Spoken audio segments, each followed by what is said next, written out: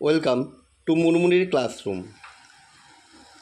আমরা করছি ক্লাস 11-এর পরমাণু গঠনের এমসিকিউ। আজ সেকেন্ড পার্ট।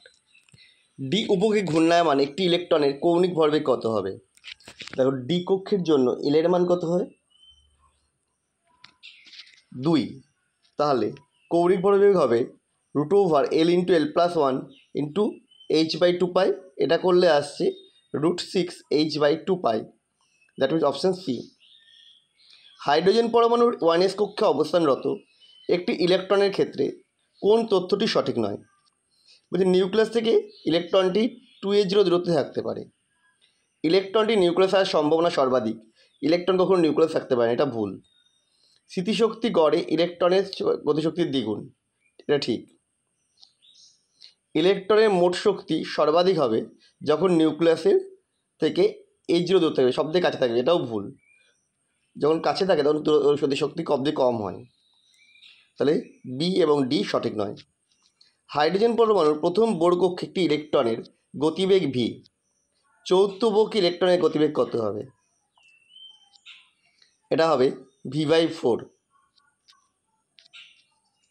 বোর কক্ষে উপস্থিত ইলেকট্রনের গতিশক্তি ও মোট শক্তির অনুপাত, এটা হবে -1।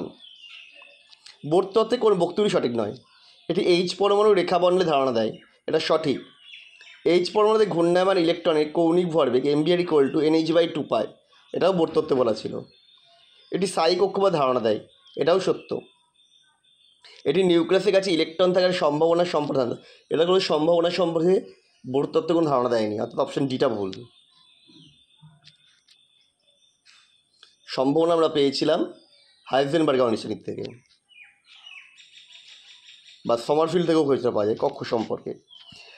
আচ্ছা, হাইড্রোজেন পরমাণুর ভূমিস্তরে ইলেকট্রনের শক্তি হলো, এটা হবে -13.6 EV। Li2+ প্রথম কক্ষের শক্তি x কিলোজুল মোলে হলে তৃতীয় কক্ষের শক্তি কত হবে? এটা হবে x/9। হাইড্রোজেনের প্রথম বোর কক্ষে গতিবেগ 2.19 × 10⁶ মিটার/সেকেন্ড হলে দ্বিতীয় কক্ষের গতিশক্তি কোনটা হবে? ওটা n, দ্যাট মিনস 1.1 × 10⁶। প্রথম বোর কক্ষে হাইড্রোজেন পরমাণু একটি ইলেকট্রনের শক্তি -13.6 EV। উত্তীর্ণ ইলেকট্রনটির সম্ভাব্য শক্তির মান কত হবে? দেখো, যদি দ্বিতীয় কক্ষে যায় তাহলে 2² হবে, এটা করলে আসছে -3.4 EV। প্রদত্ত কোনটি E/m এর মান ঊর্ধ্বক্রমে? দেখো, এখানে যে কটা দিয়েছে তার মধ্যে নিউটনের E/m এর মান সব থেকে কম হবে, কারণ নিউটনের চার্জ E হচ্ছে 0।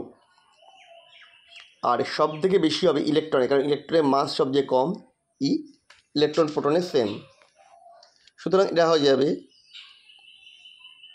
সব থেকে বেশি ই, তারপরে হবে পি, তারপরে হবে আলফা, তারপরে হবে এন, অপশান এ। এইচ পরমাণুর আয়নার এনথালপি 1.312 10⁶ জুল মোল ইনভার্স হলে একটা n = 1 থেকে n = 2 স্থানান্তরের জন্য প্রয়োজনীয় শক্তির মান আমরা কি জানি? প্রয়োজনীয় শক্তি = 1.312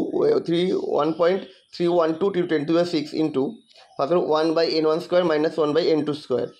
এটা করলে আসছে 9.84 × 10⁵ জুল মোল ইনভার্স। আমাদের ভিডিও তোমাদের কেমন লাগলো অবশ্যই কমেন্ট করে জানাও। আবার দেখা হবে নেক্সট ভিডিওতে।